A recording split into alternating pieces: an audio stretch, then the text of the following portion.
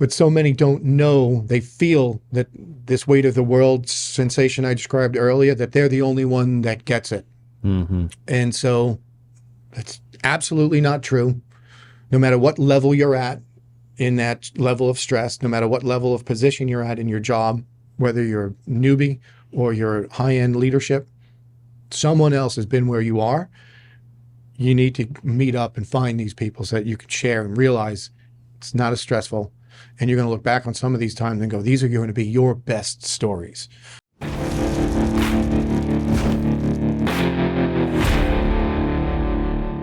Weeded out a lot of the folks who are not athletic. They didn't show up that day, apparently. So, how old were you when you did that? This is my 40s. Oh, snap. Okay, so when did you and I first meet? So we met at my first night at Men's Alliance. Yeah. Was, I think it was January 21. Yeah.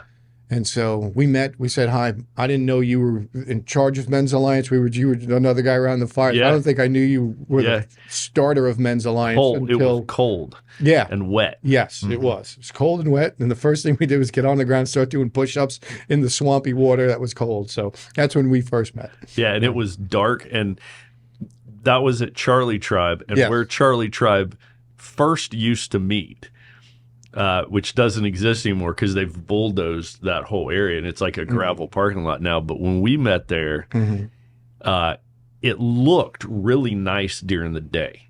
If you went to the church during the day, you were like, oh, that's a great grassy spot. We should totally set up right there. And so we did. And then it rained. And that's when we discovered that ground never drained. And so the whole rest of the property would be dry, except for where Men's Alliance met. Exactly and it was like you'd be walking from your car to the fire, and you'd go up over your ankles in wet grass. Yep. You're like, oh no. How'd you hear about Men's Alliance? Wasn't it Tomcat? Like most things that we'll get to is my wife made the decision to do it. She was looking for something for my son and I to do. Yeah. And it was, it's a workout. It's faith-based. Yeah. Give it a shot. Yeah. So we did it. And how'd she hear about it? She actually was on the website. She was looking at stuff through the chapel church website. Okay. Church website. Yeah. Yeah. And so she was looking at things through the website for something for Kevin and I to do. Yeah. And we did it and we showed up. I'm like, yeah, this ought to be fun and something for my son and I to do. Yeah. Not really giving much thought to what it was going to be. Right. And then we've been coming ever since. Dude, that's awesome. Yeah. So I'm so excited, to have you on the podcast finally. Yeah. And talking about it for a long time. We've talked about this for a long time. Like every time we hang out with you and have a cigar together, we're always like, man, we got to get Banzai. Right. This, he's got a million great stories. Yep. And so actually right before we started recording today, we were just sitting outside having a cigar. By the way, brand new Tribe cigars available on the Men's Alliance website. So get your Tribe coffee, and your Tribe cigar, and it is Banzai approved. They absolutely, each other. Absolutely. Yeah. So as a person who has smoked well over 10,000 cigars, you're our aficionado for sure. They passed my tests, so that's awesome. That was awesome. My first Tribe cigar today. Because I was like, we're not putting our name on these yet. I like them. They get the green light. But we're like, we gotta give one to Banzai. We'll put that on the write up of them that they're Banzai approved. There you go. Yeah, for sure. That'll get some juice out of Charlie Tribe. Yeah. Most of the time I met with the guys from Charlie Tribe, at a social event, we had cigars. Yeah. So that'll have some street cred. Yeah, they're Goose recommended, Banzai approved. There you absolutely. go. That's it. So Banzai, start us off. Just tell us your journey of how you came to Christ, wherever that starts and whatever that involves. Just tell us a little bit of your testimony.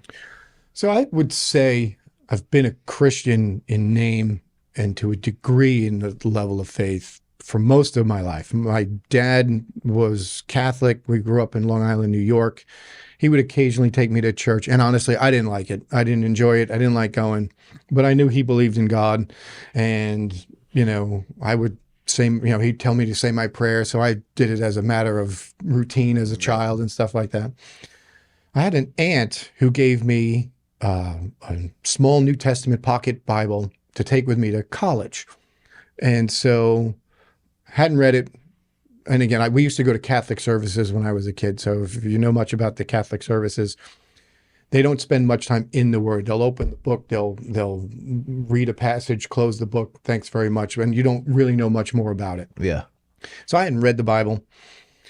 And so I'm actually in an economics class at college, and the professor's talking about this great economics textbook that they've got. And he goes, how many of you people in this room are Christian? And 95% of them raise their hand.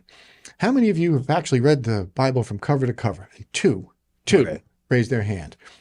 And that actually struck me. I'm like, I do say that I'm Christian, but I've never read the Bible. Mm-hmm. So that got me into reading, and then I became more prayerful. And I would say I was more of a fair weather fan with God. I didn't have a real relationship with God, probably up until a few years ago, to the degree that I would say I would strive for. And that when I started coming into chapel, I felt like there was a church home there. And I was eventually baptized in either October of 2020, I think, maybe 2021. It was definitely after you were in Men's Alliance. Yeah, so it was 2021, yeah. October 2021. Yeah. And so that's when I was baptized. And I remember that. Yeah. And so, but again, I've been a Christian for several years before that, but it was when things started to go a little bit badly for me that I started to turn towards God and Jesus, and there'll be a couple stories that I'm sure we'll get to throughout that, but yeah. It was a slow progression for me. It wasn't that instant, now I'm here. It was, I needed to come to it slowly, and things like C.S. Lewis logically walk out the argument for Jesus and logically walk out the argument for God. I needed a little bit more of that before I would just jump in. Yeah. And so when I had that combined with the faith, combined with things going on in my life and starting to see it for real, it started to gel for me. Mm. I know that and I talk about this some in Patch class, but like for me, the scariest thing that anyone could have ever asked me, like I was always like nervous, and this kept me keeping my mouth shut about Christianity for a long time, was I felt probably the best way to describe it would be like a little embarrassed about some aspects of Christianity, where the worst question that I never wanted to get asked is, you don't really believe all those fairy tales in the Bible, do you? And like, I just remember nobody said that to me. I didn't get asked that. That was just my fear.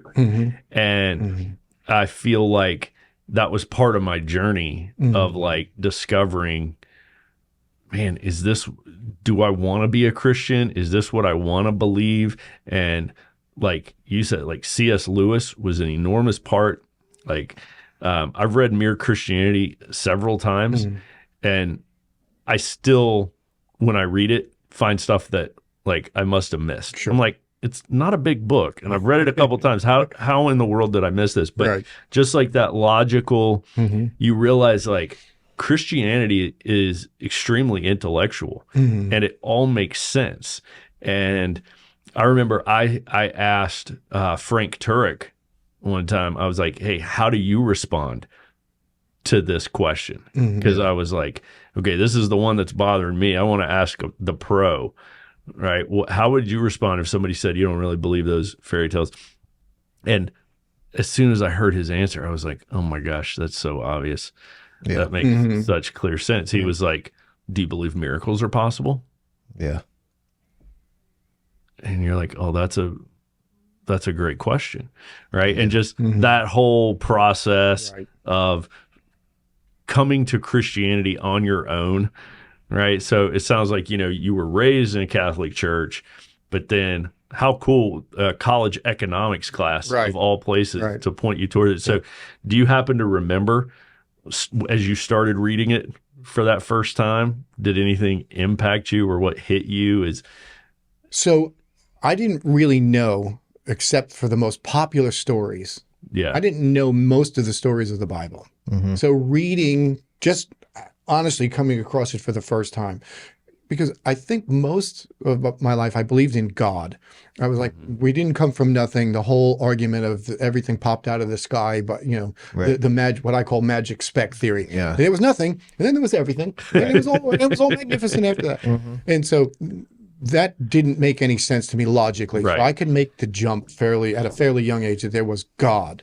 Yeah. Where I would get lost was, why does someone have to die for me? Why, Right. why, if I'm asking for forgiveness, why do you have to kill him? Yeah. It doesn't make any sense to me. Yeah. So there was a whole logical process for that didn't make sense to me, that this started to put some of the answers together for. And then, reading other books outside of that talk about it and make the argument, started to build on, that's why Jesus was born and had to sacrifice for me. And then it logically made Right. sense. And when that Yeah. started to click, it was like, now I get it a lot more. So I think, that the reading of the Bible started that path. Again, I wouldn't say when I finished it, I was there, but I was a lot further on, and I felt like I was walking in the right direction now, at least. No, that's a great point. I think I think the majority of the people on earth are like that, in that they know that there's got to be a creator, Mhm. but they don't really understand the narrative, Mhm. the story that the Bible is telling. They don't really get the overall plot Mhm. of what's going on and why did this guy have to die and who was he? And I'm not sure if I can Right. believe all that. But it's like so many people reject it from a place of not understanding it. Like what they're actually rejecting is a version of Christianity that is incorrect or they don't fully grasp it. It's like, I think a good way to share your faith with somebody is say, hey, listen, if you're going to reject Christianity, I want to make sure you're rejecting the real thing. Right. Let me explain the narrative to you so that if you want to reject Christianity, at least you know what you're rejecting and Right. not some, confused idea of it. Because then, like, once you hear it explained about how, oh, we're all sinners. Yep, everybody can kind of grasp that one. Yep, we all know we've done a bunch of bad stuff. But then, like, the wages of sin is death. And then that's for me when it starts clicking. You're like, Yeah. oh, yeah, Yep. there's a payment for sin. Right. And every time there's any sin, something has to die. From the very first sin in Genesis, as soon as Adam and Eve eat the fruit, right, God's killing an animal. And then you're like, oh, yeah, they're sacrificing animals all through the Old Testament every time they sin. And then that explains why people call Jesus the Lamb of God. You're like, oh, he's the once and for all final payment so that nobody has to keep killing animals. His blood covers all sin from all time.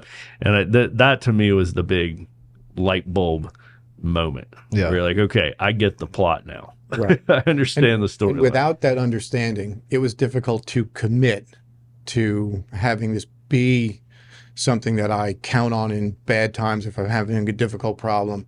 It's like, it's difficult to call on Jesus, to reach out to someone that you're not really sure how this whole thing works. Yeah. And so now when I'm in my most, dire circumstances, it's like, well, am I going to go in that direction or not? Yeah. And so without that, you don't go there. And so you rely more on yourself and again, it's that absence of understanding and that, which unfortunately leads to an absence of faith and the commitment to that faith, which created a lot of stress in my life. As we get into some of the career side of it and growing up, it was like, well, I faced a lot of stress. And then eventually I read, be anxious for nothing. And the Bible tells you 37 times or more not to be anxious. And here's why. I got you. You're going to get through it. You're going to be fine. And had I known that years earlier, I probably wouldn't have as many stents in my chest as I have right now. So it's almost like they knew that we as a people were going to have problem with stress. Yeah. Totally. Yeah. Almost like they had that figured out. Yeah. The worst question I think that somebody could have asked me about Christianity, and probably I would think the most common one is, why are you a Christian? And for me, the answers were always personal reasons. I think they are for like most people. So it's like, I'm a Christian because one, that's how I was raised, and because I believe he loves me and I love him. It's like the same reasons you would give as to why you married your wife. You know, That's a good point. It's like, and then you're trying to convince other people why they should want to marry your wife too, you know? So it's like, instead of just saying, well, because it's true. And that's just like the first peel of the onion, you know, that's like where everything can start, and you can get into a long conversation as to why you know it's true, and not just believe, but why you know. And then everything kind of builds from there.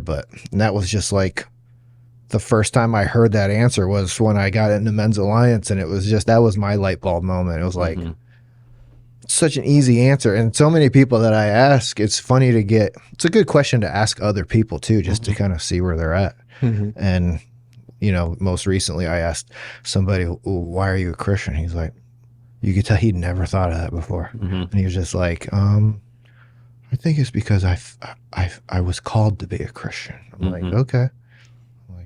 And then then it's like, well, I'm a Christian because I believe it's true, you know, and that gets the conversation going. But yeah, that was my life. I saw that patch class. For sure. There were a lot of guys, they've been in church their whole lives. When you ask them that question, it was like, it's such a humbling question. Yeah.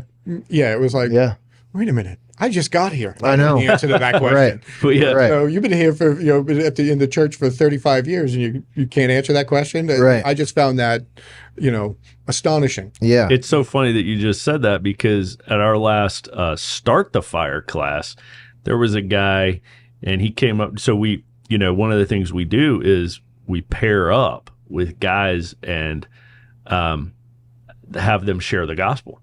No tough questions. It's just, how do I become a Christian? Share the gospel with me. And just to give the guy an opportunity to practice saying it out loud. Right. And then we asked some real simple, real basic questions for the guy to answer.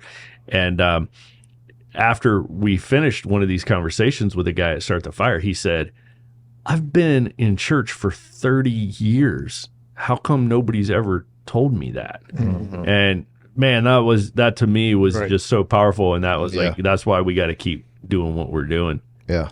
Okay. So I want to go back to you're in college and starting your career. And, I love some of your stories that you've shared with me before about getting started.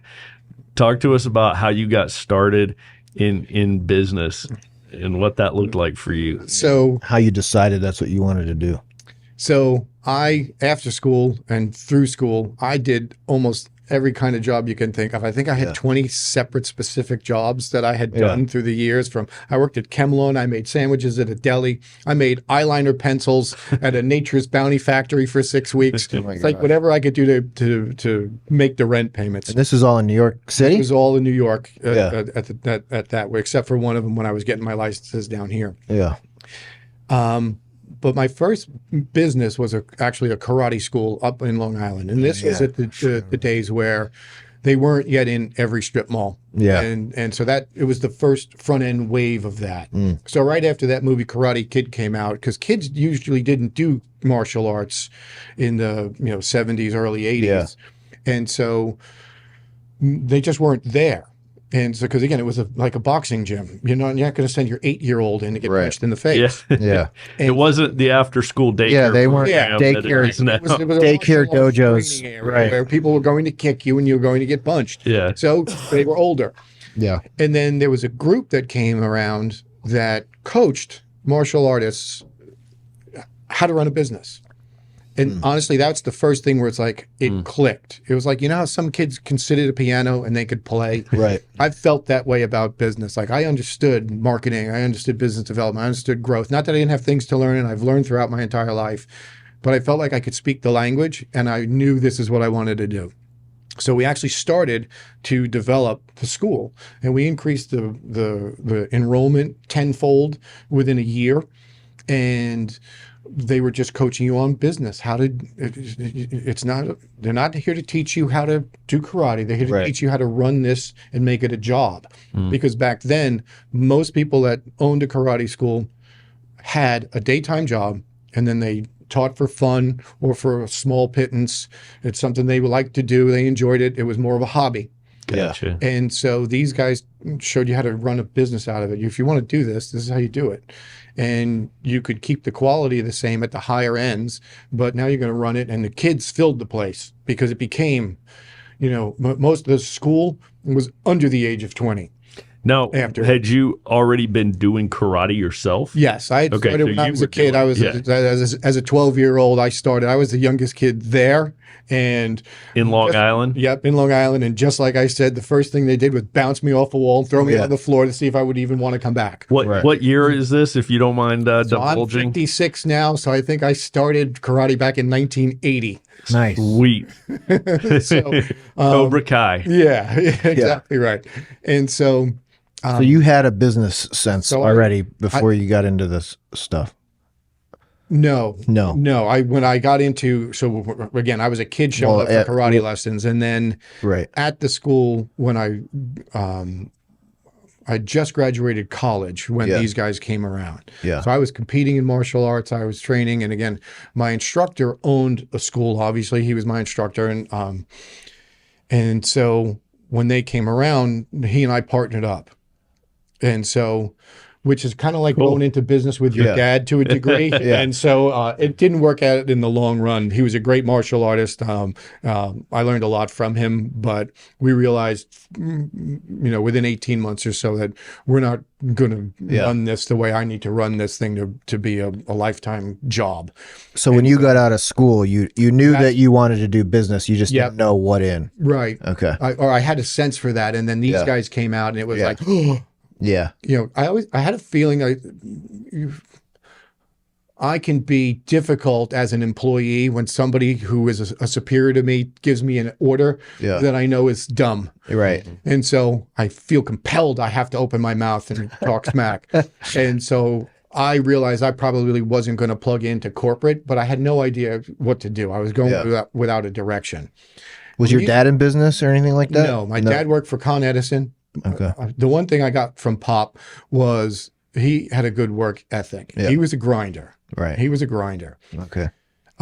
He had a hard upbringing, hard life, and wanted better for his kids. And so I lived in a community where nobody owned anything. Yeah. They all were, a painter, a cop, a fireman, a utility worker. So my father worked for Con Edison, which is a utility company in New York. Real blue collar stuff. Yeah. Yep. And so when these guys came in, I was like, I could do this. I could do a business. And I actually thought I was going to run karate schools initially, was my original intent. Yeah. And then you realize that business is nights, it's weekends. You're competing in tournaments. You gotta keep your name in the paper and magazines and stuff like that. Right. And so my wife and I discussed it, and it was like, it's time to move on.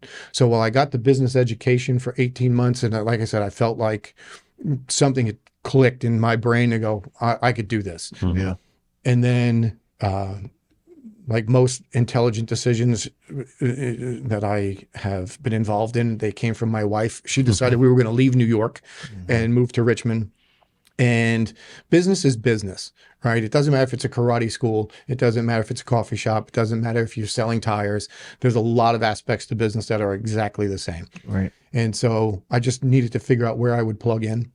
And so I ended up getting into the financial field because when I interviewed for companies, they saw that I had taken sales training. They saw that I had taken some business or that I'd run a business before, that I'd taken motivational courses, and they hired me. And so that was my first start. Where I began was a place that's now called Ameriprise, but it was IDS Financial Services back in the day. Was that in Virginia? That was in Virginia. So when did you get married? We were married in Long Island, New York, 1992. After college. After college. So you were doing the dojo thing. Yep. And got married. Yep. Okay, cool. Yep. How'd y'all meet? We actually met in high school Spanish class. Nice. And we dated. She was 15. I was 16. Same year, though. It was, same year. And I was the kid who talked all the time in class. Right. And, did the annoying things to get girls' attention and stuff like that. And it actually worked. And so high school sweethearts. Yes. Awesome. And so Kelly and I got married after college in 1992. And a year after that, we were doing okay in New York. But it's what you hear of now. We just saw earlier. We weren't going forward. We weren't getting ahead. We weren't putting the money aside for a house. We were living in a cop's converted garage. It was our first apartment. And we had no air conditioning. You couldn't change the heat. You had those foldable, collapsible screens in the windows for your air flow. And so we left and came to Richmond. And we were the New Yorkers who came down on purpose, and we wanted to adapt to the culture. So I've actually have a green card. I'm allowed to stay in the South now.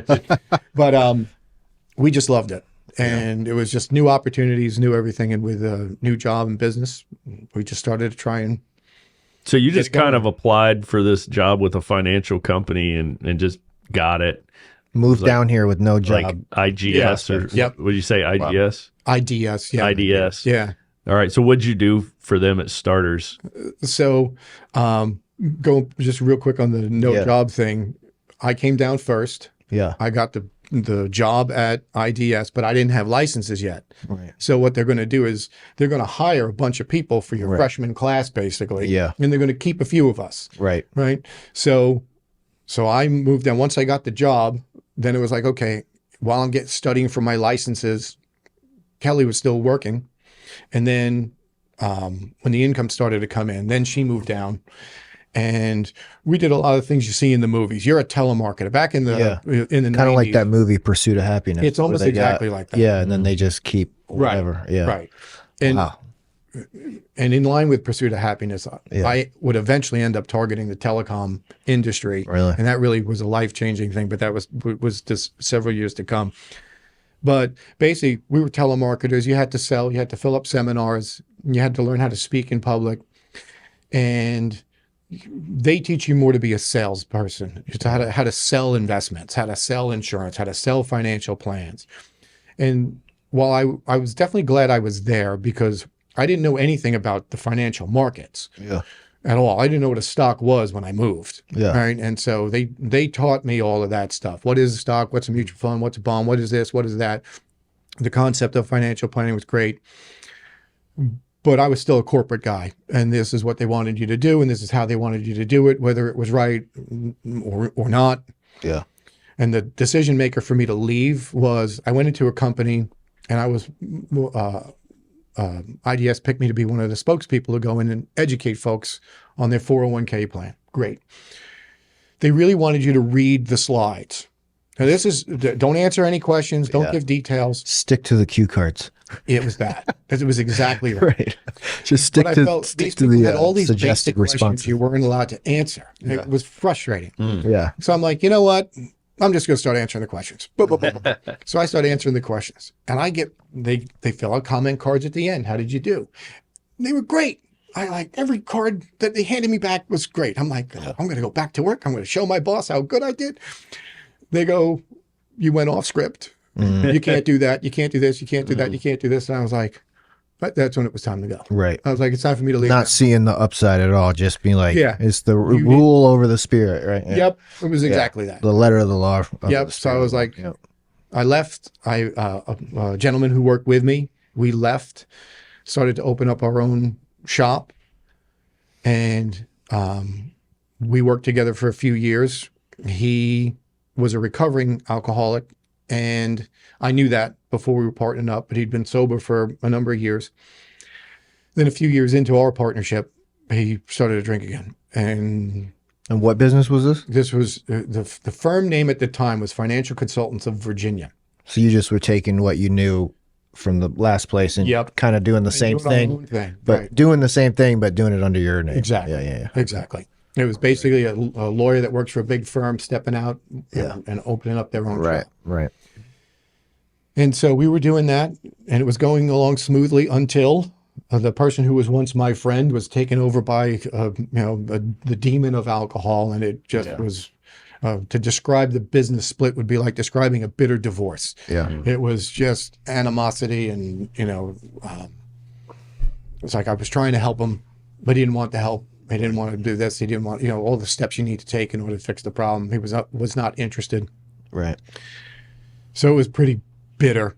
And eventually we split up, and we had one person who worked for us at the time, Erica, and she stayed with me. And then from there, it was like, okay, we got to start this thing and build it from here. Yeah. We agreed in our settlement that no one could take the name Financial Consultants of Virginia. So I immediately became Financial Consultants of America. Just think it big. Right. And we did that. I went to a meeting with a friend of mine a business meeting, and I was down in the dumps. I'm like, we've got all these problems. Woe is me, and blah, blah, blah. I was feeling sorry for myself.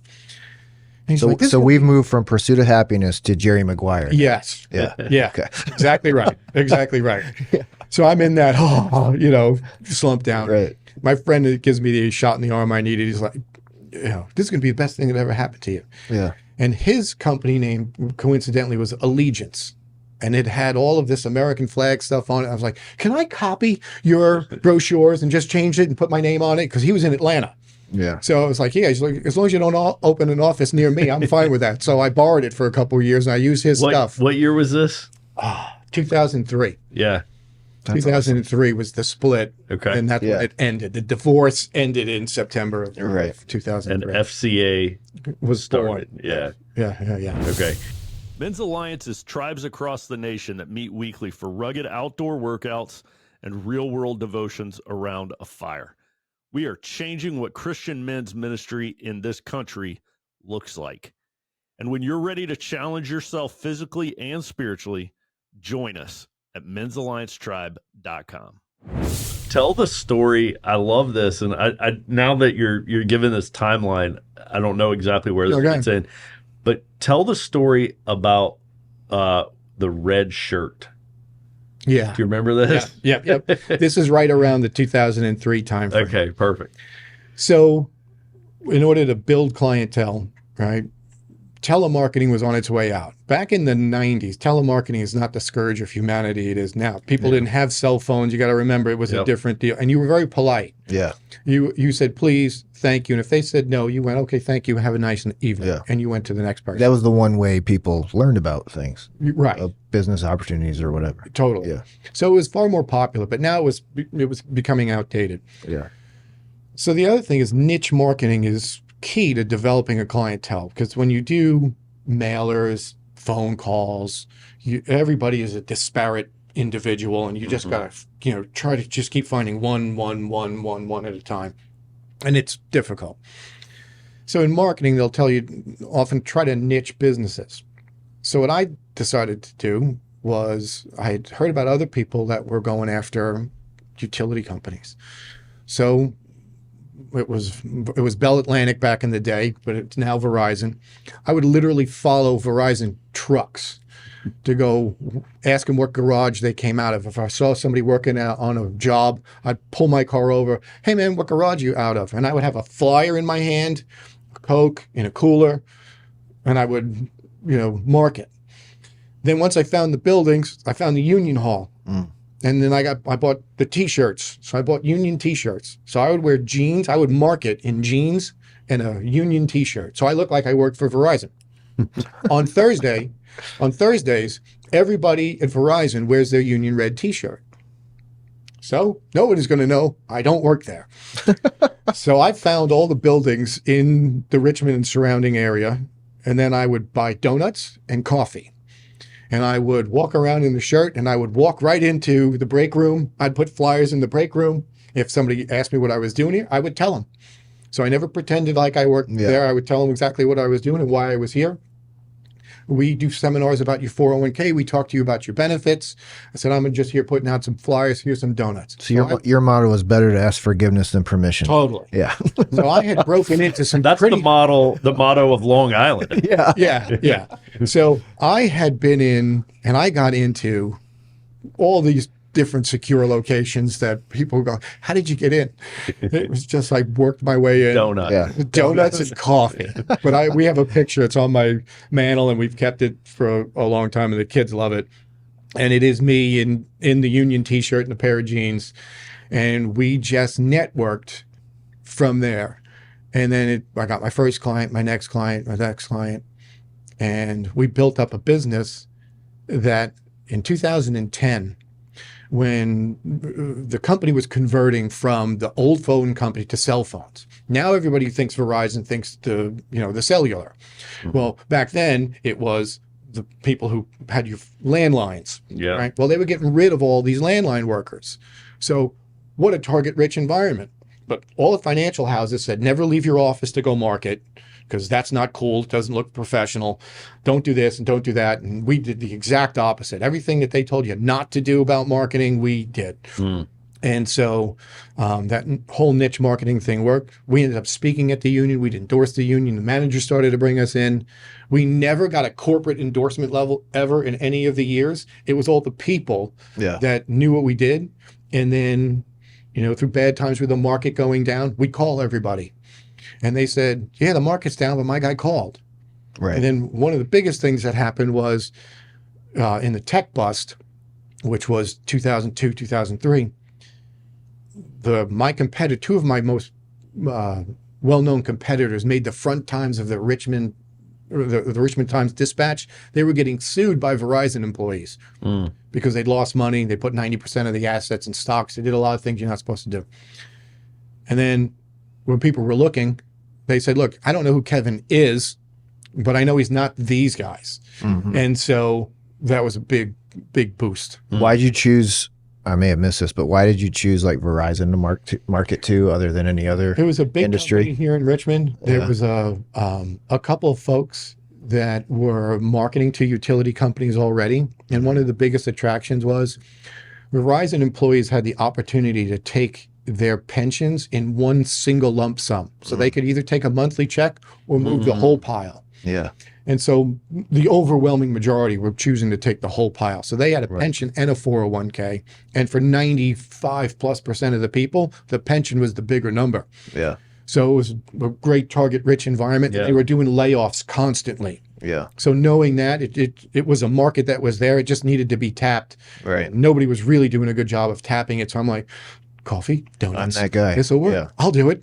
Yeah. Cool. And so That's a lot of hustle. Yeah. Yeah. For You sure. know. yeah. That's a lot of work, of footwork, and getting Cokes, keeping them on ice, getting flyers printed up, buying donuts, buying coffee, waiting at the door at the right time. Yep.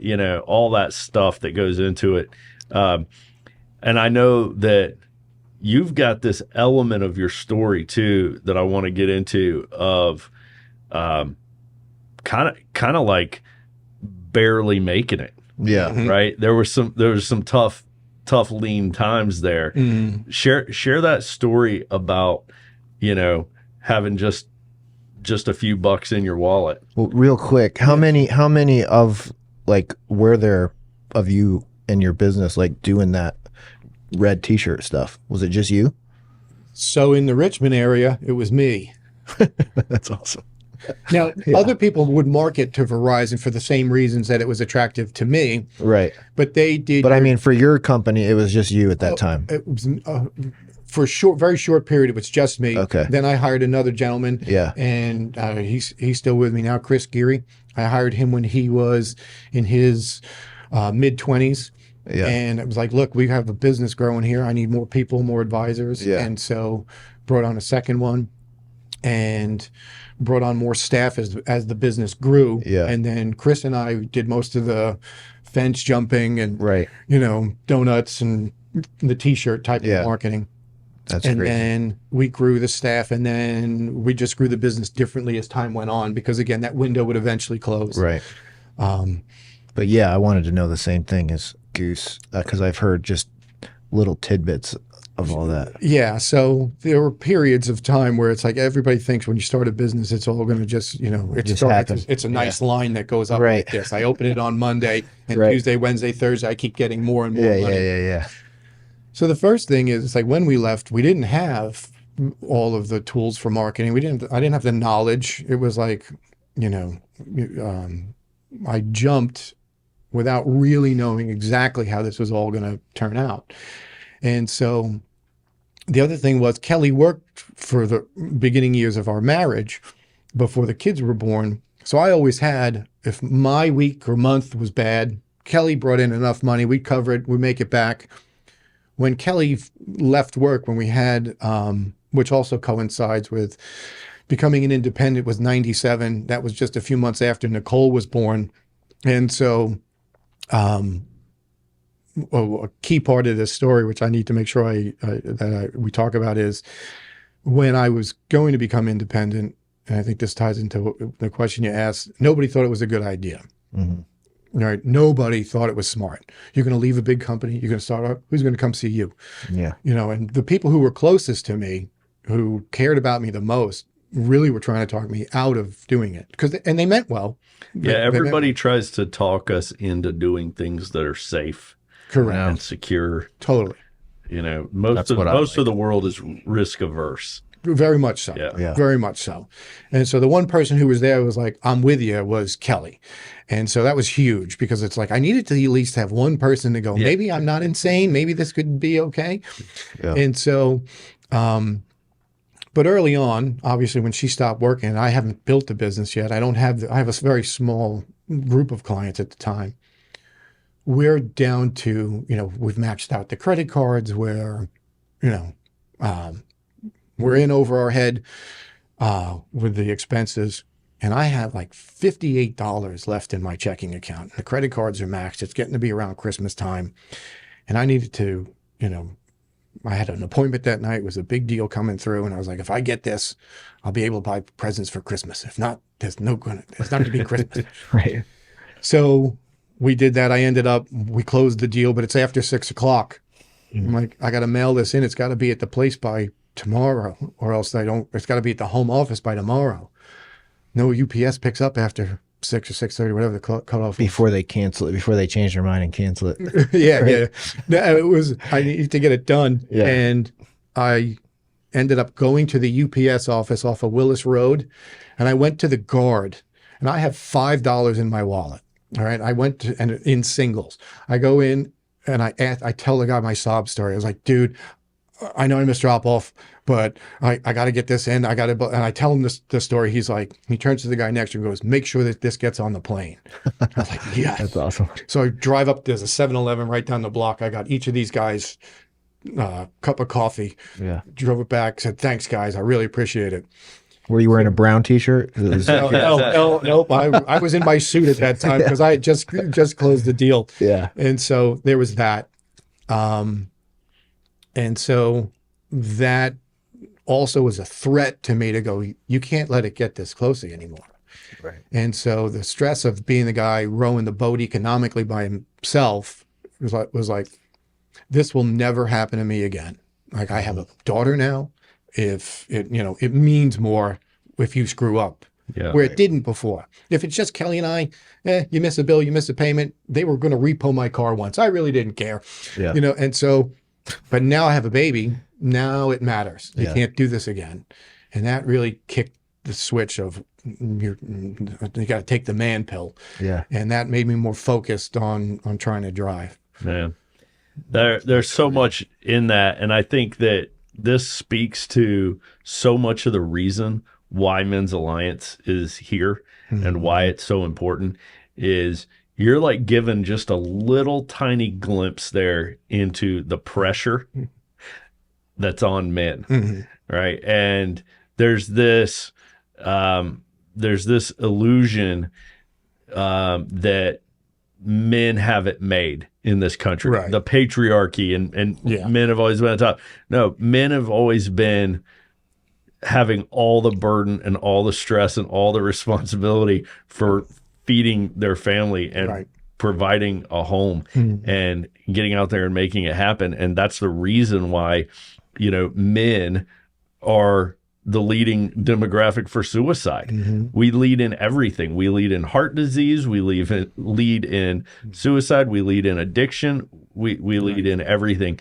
And I think that you're kind of hinting at it right there. It's like there's enormous pressure, right? When you feel it when you have that first kid. Yep. When you have that kid, that's where you stop being the lead actor in your movie, and now you're best supporting actor now, and you've got to make this happen for a bigger cause than just you. So I think it's so cool to hear the story of a guy who's made it, a guy who's done it, and now is retired. But hearing the story of how it started, it started hard, and it started with a grind. Yeah, most people, if you met me later in life, after things had gotten economically easier, one of the biggest things that I don't mind being asked, and I don't mind, I love talking about it. The things that would be frustrating was like, if they come to your house, oh, must be nice, must be nice, must be nice. Right. That I think you always had it. Yeah, like it was cake. Yeah. And people say that when they're teasing, and that's different. But there's some people who mean it, right? And you're like, and you don't even want to bother, right? Answering that or responding or replying. Yep. And it's like, well, you weren't there when this went wrong and this went wrong and this went wrong. Yeah. The first time I was managing money, of a decent size was during the tech bust. And the market, throughout the time I'd been in the industry, it hadn't fallen more than 20%. Now the tech sector is down 85. Like, we haven't lived through this. I'm like, oh my gosh, I'm in charge now. So now you're handling people's retirement nest egg. So it's not only the responsibility of your family, you're handling somebody else's money, and it is the pile. For them, it's the pile. Most of my clients were retired. They were working class people because, again, these were all utility workers. Yeah. They were just like my dad, worked. I built up my 401k, my stuff over the years. These are not rich people if the market goes down a little bit. Again, if Elon Musk, the market goes down today, big deal. Yeah. For these people, you lose this, it's game over for them. So it's like the stress of that is, and then, again, market's down 50%. You're like, okay, it's not cake. Now you got to keep the business alive. You got the revenues are down. All of these things that start to stack up on your shoulders. Is like, I've always, a tattoo I'm about to get soon is Atlas in the palm of God's hand, because I've always felt like it's the weight of the world on my shoulders. Right. That it was all me, all Kevin has to hold this up, not realizing God's got me. Yeah. And so that's going to be probably a sleeve somewhere around my nice. my right Heck yeah. Awesome. But yeah, when you talk about stress, it's like there were a lot of points. Is that the company that you retired from and sold, or did you do anything else after that? So FCA, Financial Consultants of America, was my financial planning firm that I ran for 20 plus years. Yeah. Towards the last probably 7 or 8 years ago, I got together with a group and we created a company called F3 Logic. And it was a company that was like a home office franchise for financial advisors, because a lot of people were going independent. They wanted to leave either Morgan Stanley, Wells Fargo, the big houses, and do their own. Yeah. What people really don't know is most of these guys are never taught anything about business. They get taught how to sell a mutual fund, how to sell a stock, how to sell a bond. They're salespeople. They're not business people. Because they go to work and they don't make any decisions about who to hire, who to fire, how to staff, how to grow, how to market. That's all being done for them. Yeah. So when they leave, they walk out and go, I don't even know where to start. So we built a company that was both the operational system, showed them marketing systems, had contracts with Fidelity, Schwab, the different entities, because when you go to work and you turn on a computer and you actually want to sell a stock, how does that execute? Well, you have to have a relationship with somebody who can move the stock around, a Fidelity, Schwab, a Pershing. So we created all that. We brought some seriously talented people into the team, and we grew that. And then I ran that with a partner, a friend of mine, Rich, and he and I ran point on building that out for a couple of years. And then I had several colleagues. We rolled a few financial planning practices together, along with my own financial planning practice, and then the F3 Logic companies, and we sold into the S&P 500 in October 2022. Wow. When did you see like the switch from the surviving to thriving? Like, how far into your there were different career points. was it? There were Yeah. different points where, because I would go in waves, right? Yeah. And God also needed to teach me a few lessons, because when Right. I was succeeding, Yeah, it's like, oh, I'm the man. that was Right. it. It was And like, God tends to humble us, right? It's like, It was you need a reminder. yeah. So I got a few, and I had to learn that more than once, unfortunately. Yeah, we all do. Yeah. So whenever it was going up, it would be, Yeah. I'm doing great. Look at how smart I am, and Right. how well I'm doing. Yeah. And then God would come in and go, time for a humility Right. lesson. Yep. And just boom, and just, just economically, I took a beat down. Yeah. But when we lose as the leaders, it is very humbling, and it's, it can be devastating. On my own mind, it was a beat down. Yeah. And it's like, but that would bring me closer. I'd start praying more, and then it got to the point, I hired a coach who was Christian, and we talked about faith, and talked about, needing to have that humility and the gratitude. That humility and gratitude came from a couple of points of desperation, but it was life-changing for me. And then, and again, there were cycles of that, but I stopped worrying about my day-to-day finances probably 20 years ago. I was making enough money that I'm good. Paying the bills isn't my problem. Not burning my whole economic house down is now what I worry about. Right. I have employees that work for me now. I manage a lot of money. The pile's getting bigger. More money, more problems, as they say. Right. Yeah, and they're different problems. Yeah. Right. They're just different. As if you can afford to pay, 10 people's salaries, you're probably not broke. Right. But you have to continue they get paid first. Yeah. You don't get anything until they've gotten paid. Right. And so all the stresses that come with that. Yeah. It's a lot of pressure. And so as I started to become more prayerful, more, giving became more of a thing. Yeah. People talk about the widow and the mites and giving. That was not me. Right. I'd buy raffle tickets for a sports team for $20. Yeah. Charitable giving was not a thing that I thought about until after I was successful, which I'm ashamed to say, but it is true. Yeah. Because I missed out on all of the opportunities of gratitude and giving, and knowing and having the faith that I'm going to be fine all comes from giving. Right. Right. And I missed a lot of that. Yeah. I was more stressed and more anxious and more nervous and more all of the negative things that come with, going, I got to make my pile bigger first. I'm not safe yet. I'm not safe Right. yet. I'm not safe yet. Definitely putting a lot of your faith in money and financial security. And when the market blows apart, Yeah. it's like, well, Yeah. like he who builds his house upon the sand kind of thing. Right. And so when the gratitude and everything came, it actually started to build, because it's like I started to take more chances, more risks, grow. Yeah. A lot of people who succeed in the business world seem to do so at the expense of their family. Mm-hmm. Yeah. And one of the things that, I immediately noticed about you is you've been successful at home. Yeah. Right. And so tell us a little bit about how did you do that? Right. So you succeeded in work, you succeeded in business, but you've also been married to Kelly for a while. Mm-hmm. Right. Mm-hmm. What do you attribute that to, succeeding at home as the husband and father? Kelly would be, the one word answer is Kelly. So I am more like an unguided missile. I got a lot of energy. I got a lot of ideas. I can go. But then you could also get hyper-focused on growing the business, growing the company, growing this. So she and I would talk about, where are we? What are we doing?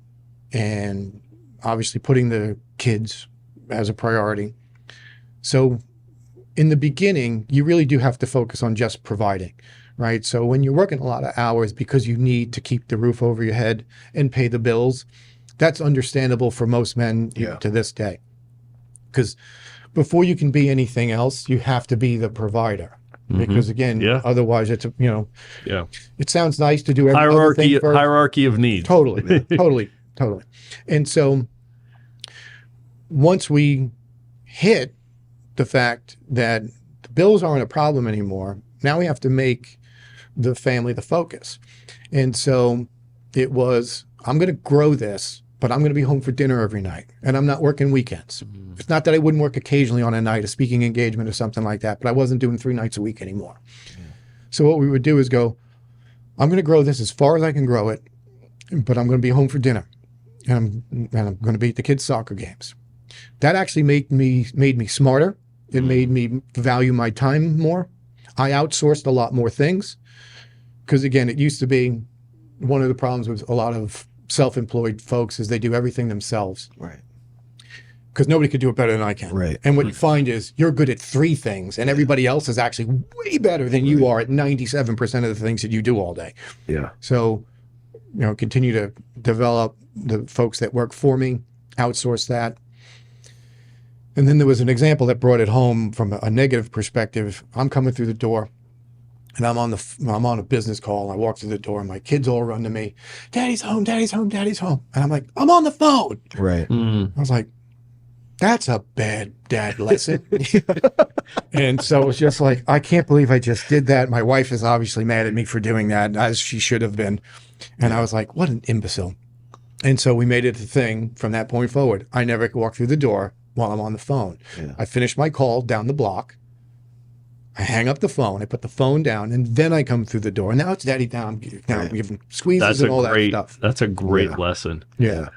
Did you ever notice, or I'm curious about this, like the personality traits that are required to succeed in the workplace? Mm-hmm. The way you've got to be to succeed at work. Did you ever feel like those same group of characteristics were kind of going against you at home? Like, was there a work Banzai and a home Banzai? Yeah. How did that work? So, yes. So I'm an 8 on the Enneagram. I'm a high DI on the DISC profiles. Yep.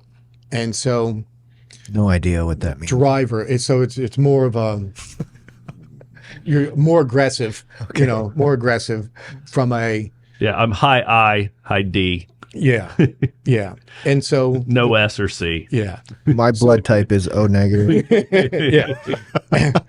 So the traits that make you entrepreneurial, the ideas, the go forward, the get it done. I'm not here to have a conversation and a discussion about this. This is how we're doing it. It's more of you're commanding, and this is my vision, and get on board with me, or you can go home. So that's how I am at work. You can't be that guy when you come home, and so it is a problem. And so, again, Kelly and I have, had the benefit of, when there's something going wrong, she doesn't have a problem confronting me with it and bringing it to my attention. And I think the one thing that made me good both in business and at home was that I'm coachable. If I don't know it now and I find it's a smarter idea than what I'm doing, I'll stop the old bad way and do the new smart one. And so Kelly found that to be a good attribute as well. Saved the marriage, in fact, because again, the things that drive me at work drive me to be an entrepreneur, the commander, the decision maker. It also inspires confidence in the people around you because they want to know they have somebody in charge that knows what to do when stuff is going wrong, right? Which is great. You can't come in and command your house the same way. You can't have a relationship with your children the same way you do with different aspects of work. And you certainly can't do that with your spouse. And so if we came across problems, we'd stop, talk about it, or fight about it, and that fight. I would know when are you just picking on me?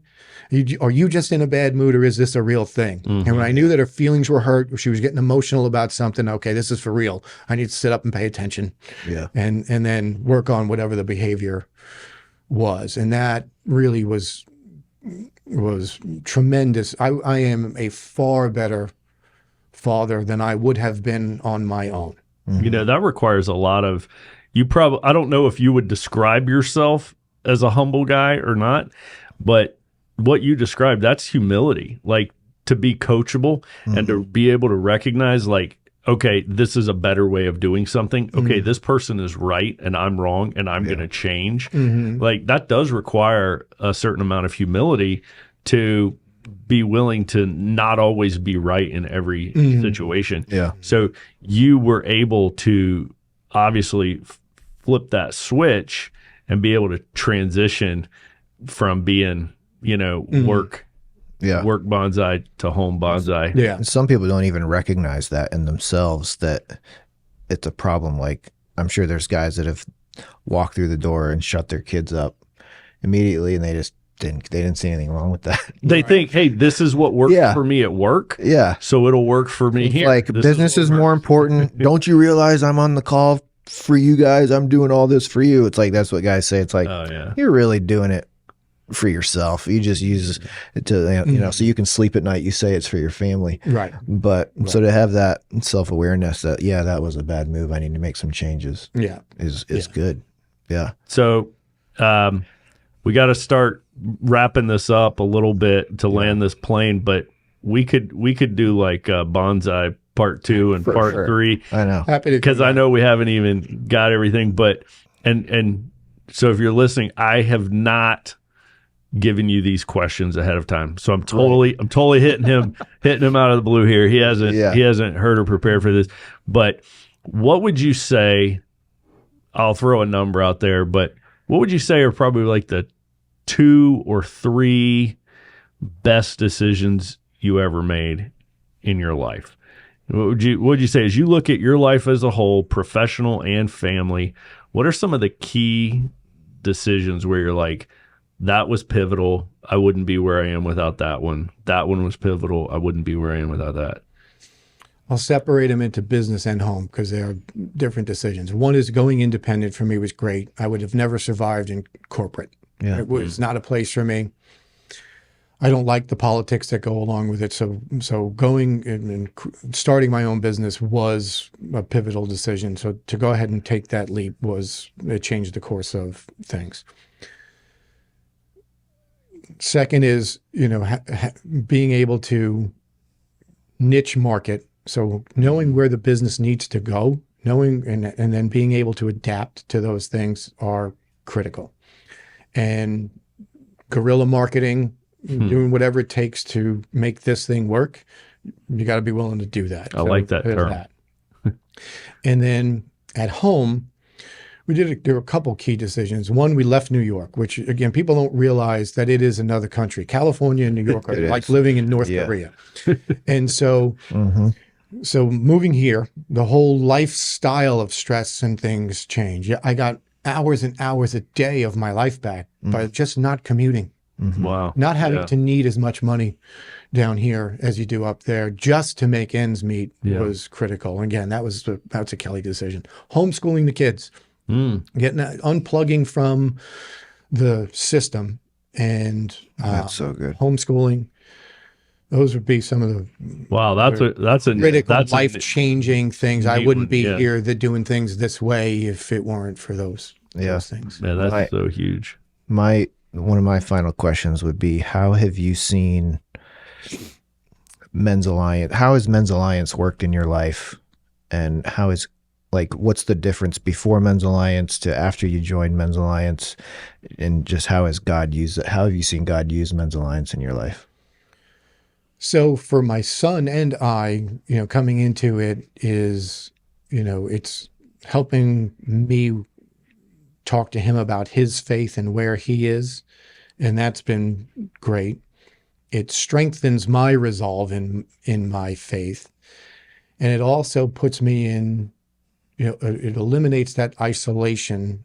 Not that I was isolated in, I had plenty of business colleagues, people, but we didn't talk about this. We didn't talk about, Jesus and your relationship with God and what it means. It was never really a conversation. And so when you get plugged into other people who share your faith and have that common bond, and you can talk openly about it, it does help to create friendships that I would not have had.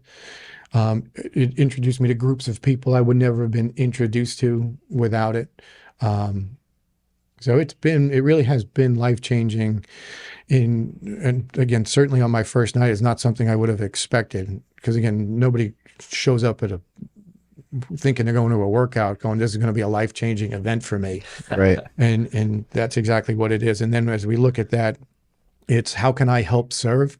So, being one of the elder states around 56, for a lot of the guys that are coming to the tribes, they're in their 30s, they're in positions of stress and turmoil that I'm like, oh, I've been there, I've done exactly that. I know exactly what you're talking about. Yeah. So I see that as I change, as I step away from the financial world, it's, well, what is next for me? And how do you help? And how do you give back? And how do you do? There's a whole network of people where I think I can plug into and try to help in that regard. Yeah. That's and awesome. So it's been about like 3.5 years since that first freezing cold, soaking wet. And we sat down in like 6 inches of water on the grass and did sit-ups and flutter kicks. And it was just insane. Yeah. And you probably thought, I'm never coming back. what is this? What is this crazy? The first 5 minutes. Has this Screw group this. lost its Yeah. mind? So in about 3.5 years, you've now started a tribe. Yep. Yeah. So Coastal Tribe Yep. in Yeah. Sandbridge, Virginia, Yep. our first beach tribe. Yeah. Did you ever think you would go from that first night to starting a tribe? Or was it something that's like, yeah, I saw this right away, or never saw this coming? No, totally didn't see it coming. Wasn't what I was expecting. And again, where I was 3 years ago in the business world, running multiple firms at the same time, the fact that I would go on Tuesday nights was actually impressive. And the fact that I would be able to make that a commitment was, at that time, like, nope, we have to make sure we don't do anything on Tuesday nights anymore. Yeah. And so, no, I never expected that I would be starting a tribe from where I am, but I know the impact it's had on me going to the patch class and the carry the fire and seeing the impact it's had on other men. You're like, oh, this is where I'm supposed to be hanging out right now. Yeah. Oh man. And I'll just say, back to you, God is using, as God has used Men's Alliance in your life, God has been using you in Men's Alliance in ways that you don't even know about, and you probably won't even realize fully until you get to heaven. But it's just, Men's Alliance wouldn't be where it is today at all without God using you and putting you where he has, and just the heart he's given you for Men's Alliance. So For sure. we just thank you for that. And we were talking over our cigars before this about getting you to help instruct in the next patch class. So I'm fired up. It's like we're not even close to being done with this story. We're still writing it. Right. And so if you're listening to this, if you're anywhere near the Virginia Beach area, you got to check out Coastal Tribe and go down there and do some burpees with Banzai. Last question I wanted to hit you with is, to that guy that you were mentioning who's in his 30s, he's stressed out, he's right in the trenches with family and career. What piece of advice would you give to yourself at that age? What would you tell that guy? There's a lot of other people who have been in exactly the same place as you that have figured out how to solve the problem. You just need to read either their stories in books, you need to associate, have a conversation with somebody else who's been there, done that. I found for myself, learning from somebody else who was in front of me on mistakes or problems and made it through somehow, there's a reality in that story that also gives me the confidence that, well, if he could do it, I could do it. That's been a whole theme for me. If I could see somebody else make something happen, then I can make it happen. But so many don't know. They feel that this weight of the world sensation I described earlier, that they're the only one that gets it. And so that's absolutely not true. No matter what level you're at in that level of stress, no matter what level of position you're at in your job, whether you're newbie or you're high-end leadership, someone else has been where you are. You need to meet up and find these people so that you can share and realize it's not as stressful. And you're going to look back on some of these times and go, these are going to be your best stories. Yeah. That's awesome. That's awesome. Mic drop right there. Yeah.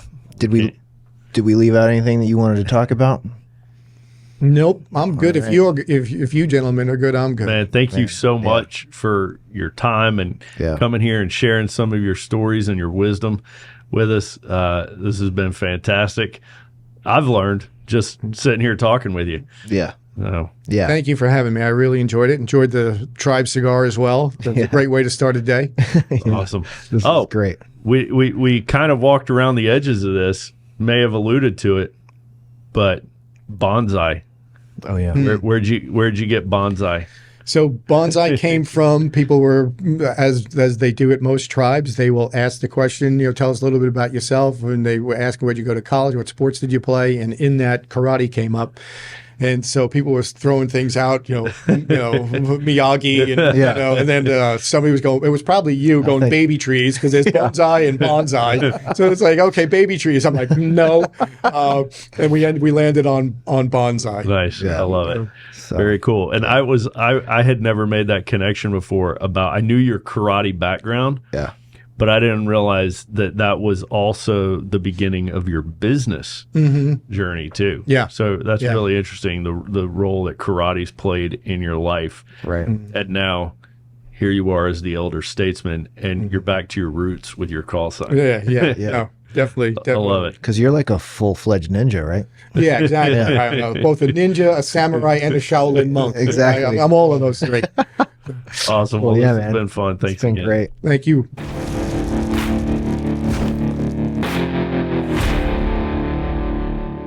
To find out more about what we're doing and to join us on our mission, go to men'salliancetribe.com.